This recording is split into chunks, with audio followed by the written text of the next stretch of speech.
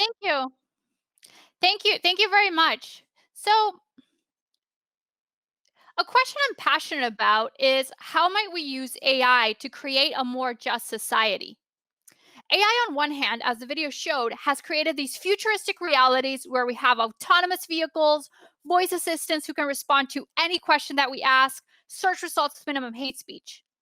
And while AI has been displacing some workers from their jobs, AI has also been creating millions of new jobs. Usually, these jobs have to do with having workers do the type of tasks that are difficult for AI to complete. So, you might have, for instance, workers start to label images. These images are then fed into our supervised machine learning models. And through this process, we're going to have machines that can better understand and interpret the world around them. And through this, we're going to be creating these futuristic realities where we have now autonomous vehicles that can understand the world. Usually these workers who are behind the machine are called invisible workers. They're called invisible workers because many times the end user, the customer, has no idea about their existence. And so they're invisible. But it's perfectly fine because at the end of the day, we're creating millions of new jobs. And it's expected that this type of labor is going to be going up. By 2027, 60% of the US workforce is expected to be on these types of invisible labor platforms. A lot of research has also come in and focused on figuring out how we can make these invisible workers be more productive, reducing the cost for companies. And through this, we're enabling these futuristic realities. And so AI is good. AI is wonderful. AI is creating all of these new jobs. And not only that, it's creating these futuristic realities with autonomous vehicles, and also these voice assistants that can do and respond to anything that we ask. AI is good. AI is good until it is not. My research has also uncovered that these invisible workers are many times stuck in jobs where they're paid less than minimum wage. In the video that I showcased, those were real quotes from workers where they're expressing the difficult circumstances that they're going through. They're also stuck in circumstances where they have very limited ways to grow and develop themselves on the platform. So this is why I'm very interested in thinking about how can we use AI to create a more just society. Now, Aristotle said that being just is a means between committing injustice and suffering it, since one is having more than your fair share and the other is having less. And so, based on this, we can say, okay, injustice is about abuses of power where you have more than your fair share, but injustice is also when you have less than your fair share, when you're judging yourself to be less worthy than you truly are, and you're accepting situations where you're obtaining less than you deserve. Therefore, justice is about treating each other with proper respect, seeing each other as humans, not as robots. So I argue that in order to design an AI that is creating a more just society, we need to first understand the main injustices that all stakeholders in our AI ecosystems are involved with. This can be abuses of power and also injustices that, for instance, the workers might be suffering. And through this, we will be able to create technology that creates a more just society. So, for this purpose, I use value sensitive design as a methodology. Value sensitive design offers me a framework through which I can first understand the different stakeholders that are involved in the AI industry. This is the conceptual investigations. And then I use value sensitive design to go and start designing technology based on my understanding of the different stakeholders. And then I have the empirical investigations where I can evaluate these different technologies that I am creating. And through this process, I'm going to be able to create technology that can create this more just society. In today's talk, I'm going to present two case studies about how we can use this type of framework to start to design justice for invisible workers and justice for civic engagement through AI. So let's start with the first case study around designing for justice for invisible workers. So we're going to first use this conceptual investigation. So the conceptual investigation, what you do is that you gather a lot of prior research, and so you start to understand what prior research has understood in the area. And I also conduct interviews, surveys, and large-scale data analysis to understand the invisible workers and also the different stakeholders that are involved. Through this, I have identified the following.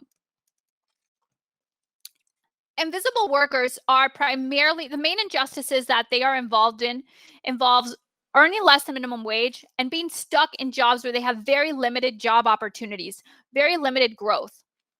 On the other hand, employers, they're not at all evil. Many times it's that they just don't have the time in order to really think about how am I going to help workers. What they want is they want quality work and they want it fast. They want to reduce their times. And so the main injustices that they're involved in is more abuses of power, where they're very much focused on getting quality work, that they many times forget that the worker is a human. It's not just a robot that they can ask rapidly to label the images as fast as they can.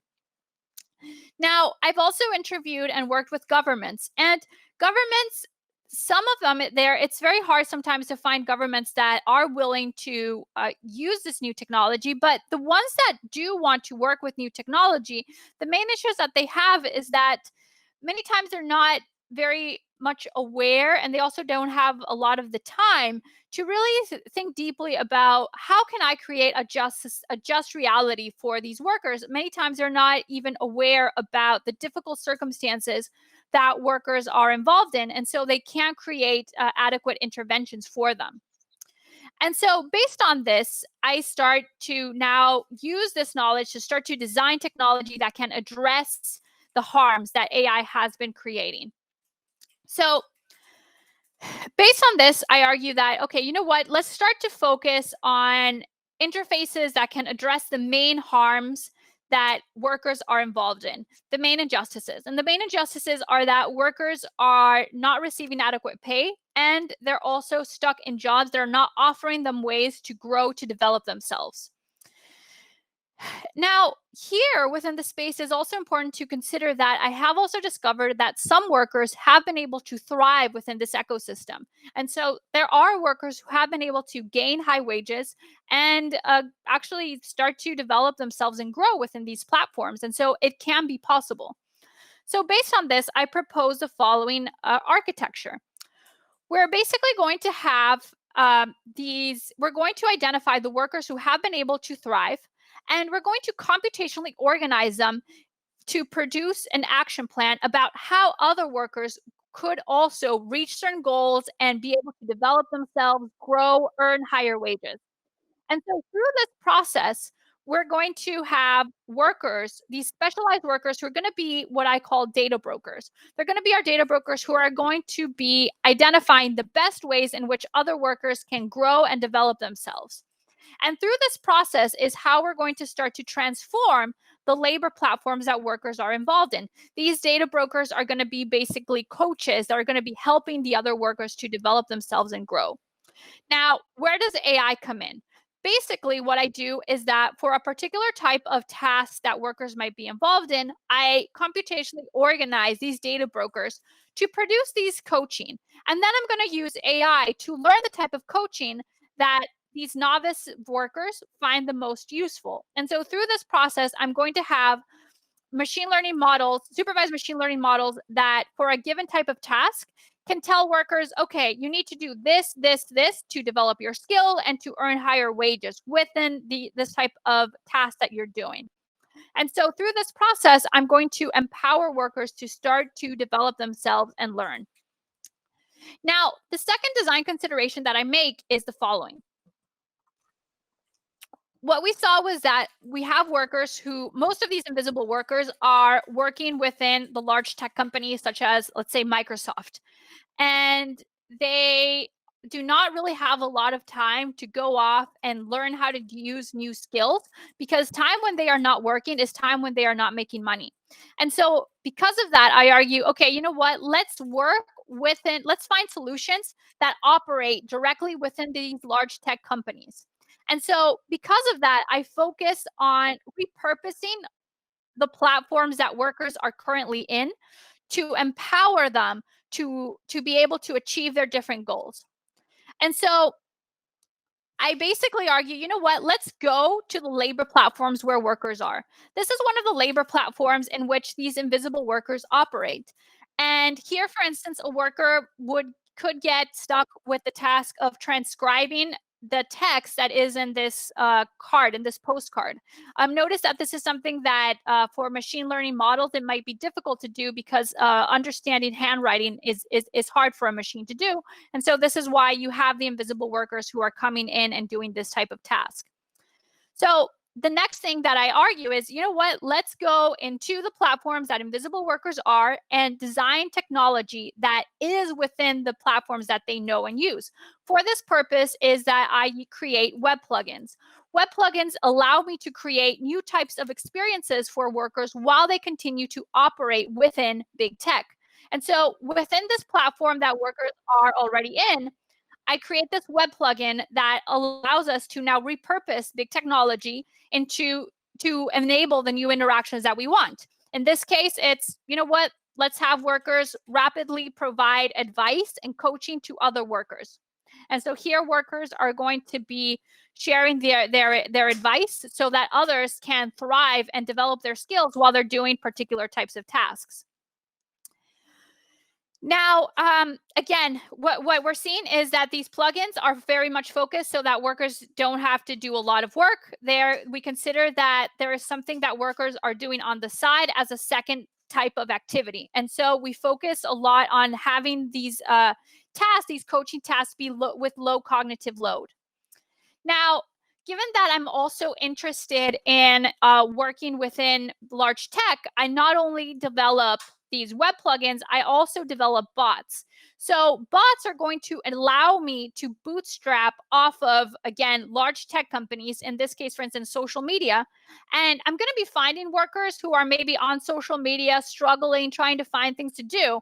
And I'm using these bots to now guide them so that they can provide advice and also guide them so that we can produce coaching.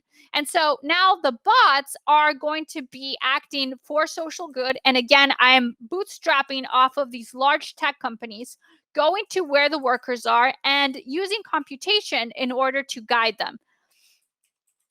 And so based on this design, so now I have interfaces, which are the web plugins and the bots, which are going to be coordinating workers within large tech companies, either on their digital labor platforms or also within the social media platforms that workers are in.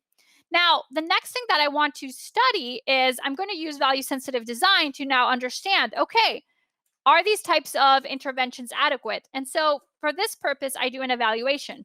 I do two types of evaluations in my work. First, I'm going to do a field experiment where I'm going to study, do my techniques actually help workers to become faster at their job and produce higher quality work? And this is a type of skill development because when you have started to develop your skills, you are going to be able to produce faster work and also of higher quality. And so the first thing that I want to see is, are my tools that I'm developing able to really help workers to develop themselves to grow? And after that, after I have done a field experiment, I want to study how workers are adopting these types of tools in the real world. What is going on with them? So for my field experiment, I recruited 90 invisible workers and I divided them in 3 conditions. And I focused on a type of task where I could measure the quality of the work. And so I had workers complete 3 audio transcription tasks where basically workers were asked to transcribe audio that, again, a machine learning model could not be able to do as quickly. In the control condition, workers did not receive any guidance. In the random condition, workers received coaching advice that was given to them randomly. And then in the other condition, they received coaching that came from based on the AI. And so here are the results from that experiment overall. And so here is how much time it took workers in each condition to complete the task. And here is the accuracy, the quality of their work. Overall, what I started seeing was that workers who were using my technology with the data brokers were able to develop their skills more than workers under the other conditions. They were able to produce higher quality work and also faster work. And so overall, I'm seeing that, yes, this technology is helpful for workers to start to develop their skills because they're becoming faster at their job and they're also producing higher quality work. Next, I wanted to study what happens in the wild when workers adopt this type of tasks. And so I recruited workers and just had them use my tool in the real world. And then this is what I found. So here is the x-axis shows the number of workers who decided to sign up to be a coach. This is to provide guidance to other workers about how they could develop their skills. And the y-axis involves the number of coaching tasks that workers shared with each other. The color of the circle denotes the different types of tasks for which workers signed up to be coaches for different types of tasks in their invisible labor platform. Overall, what we're seeing is that for all types of tasks that exist on these labor markets, workers signed up to become coaches. And so this means that workers were not just using it for one particular type of task or maybe not even using it at all. They actually signed up to do it for all types of tasks. So that's promising.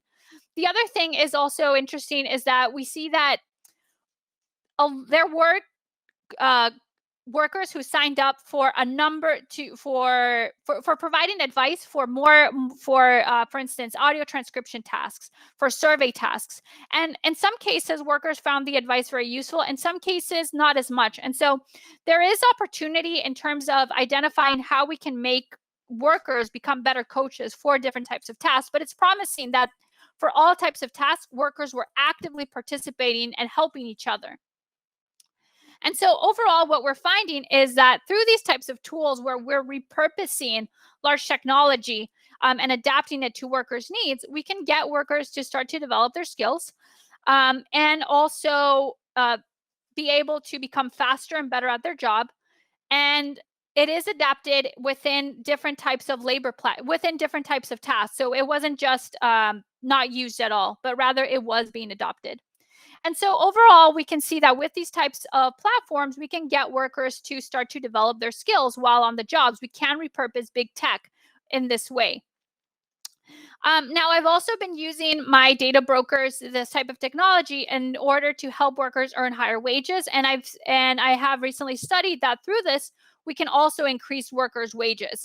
And so I ran a similar experiment, and I was able to increase the wages of workers through the same process. So I see a lot of research opportunities in terms of now thinking about how we can use this type of technology to help workers develop their skills within different domains. For instance, and also integrating workers' culture. I'm also interested in now using these types of tools for other gig work platforms like Uber, Upwork, TaskRabbit. I also think that we can focus on helping workers to develop more specialized skills, such as communication skills, people management skills, and also further help workers to land certain types of jobs. But I see a lot of promise in repurposing big technology and thinking about how we can create the type of interactions that provide more fairness into how workers are interacting in the workplace. And so overall, right now, we saw how we can use value-sensitive design to go from, okay, we understand what are the problems that workers are facing, we can design technological solutions for them, and then we can evaluate them. Next, I'm interested in, now that I was able to use this design to start to bring justice to workers within the invisible labor platforms, I'm interested now in studying it also within governments and for civic engagement. So here I'm going to, again, use the similar design where I argue that let's just use the same platforms that people are already in. Let's bootstrap off of the big tech companies and let's focus on creating new types of experiences. Let's focus on creating fairer interactions. With the Invisible Worker platform, we were able to create fairer interactions by enabling workers to be able to start to develop themselves and have a career pathways within the platforms. Let's do the same now for civic engagement. Now, if we recall with the government, some of the problems that we were identifying was that governments wanted to help many times, but they had difficulties in understanding what were the problems. Many times they didn't have time to really sit down and think about solutions. And so based on this, I argue, you know what? Let's focus now on enabling these different stakeholders to start to think about how they can redesign their society in order to bring fairness. And so, what I do is I'm going to create now technology in which I can guide the different stakeholders to brainstorm solutions about how they can create this more just society. I focus on helping them to execute the solution and then together help them to create this more fairer and inclusive society. So again, what I do is I'm going to bootstrap again off of big tech. This time I'm going to be working on social media platforms. And then for this purpose, I'm going to be using bots. And here I'm going to be using reinforcement learning models. My reinforcement learning model, what it's going to do is it's going to go out and it's going to find different stakeholders, for instance, citizens, civic organizations, government officials. And it's going to start to ask them, hey, you know what? Let's start to collaborate with each other and work together to think about solutions so that we can create a more just society. And the AI, the reinforcement learning model, it's going to learn what type of actions, how can I best ask for help so that people will participate and provide solutions. And so through this reinforcement learning model, we're going to start to learn what is the best way to ask people to participate for help. The different actions are related to collective action theory, where we can use different types of techniques to reach out to people and ask them to participate. One technique is just being direct and upfront to people. Others is showing solidarity. Others is telling people what they will gain if they participate or what they will lose. And the purpose of the bot is to learn which of these techniques is the most effective for getting people to participate in different social causes. Um, and through my research, I have shown that using that technique, we can learn the type of solutions through which people can propose solutions. And I've guided masses of citizens to produce solutions around, for instance, how might we best fight corruption? And then I've also focused on getting people to think about how can we create a more just society for people with disabilities. And one solution that people brought up was, okay, you know what? We want to create infrastructure for the blind in our buildings. And so the next piece of my research was, okay, great, you have that awesome solution. Let's focus on helping you to execute. And so the next part of my work focuses on how can I coordinate this mass of people so that they can execute the solution and reach their different goals. And so in this work, what the bot now focuses on doing is on learning the type of solutions on how we can best guide people to execute their solutions, execute their plan. In this case, it was let's get people to build infrastructure for the blind. And so here, basically, the bot focuses on guiding people to build infrastructure that will help blind users be able to navigate indoors. So blind users, many times what they do is that within buildings, they might have, for instance, cell phones that are going to be communicating with different sensors throughout a building. And the sensors are going to be telling the blind person, okay, here's a door. If you go down the hall, you'll find the elevator. And then 3 doors to the left, you'll find the office of Dr. Rupert, who you're looking for. And so through these sensors and the communication to the blind person's phone, they can better navigate indoors. Now, in order to create this type of infrastructure, you need to install sensors throughout the buildings like this. And so my research focused on figuring out ways in which we could coordinate people to start to install these different sensors. And what I found was that by using these bots that learn the best ways to coordinate people, I am able to get people to build infrastructure for the blind. And while it's not as good as when we have non-experts doing this type of tasks, the it's still good enough so that blind people can navigate through it. So overall, what we're seeing is that by bootstrapping off of this large tech and adding intelligent algorithms, we can start to organize collective action, create positive change in communities. And then I've been doing also a lot of empirical investigations, real world deployments. I have worked with Mexico's government in order to start to see how we can deploy this type of technology in order to create changes within rural communities, for instance. Again, coordinating people so that we can help them to start to build the communities, the fair societies that they want. Here I have been collaborating with Mexico's Ministry of Foreign Affairs and also a startup that's called Infra Rural. And together we have been empowering these rural communities. I've also been working with West Virginia. And here, what we're doing is that we're bootstrapping off of the public libraries and now coordinating citizens in West Virginia to get on the public libraries and their computing systems and start to develop their digital skills. And by developing their digital skills, they're able to access now higher paying jobs on these different gig platforms.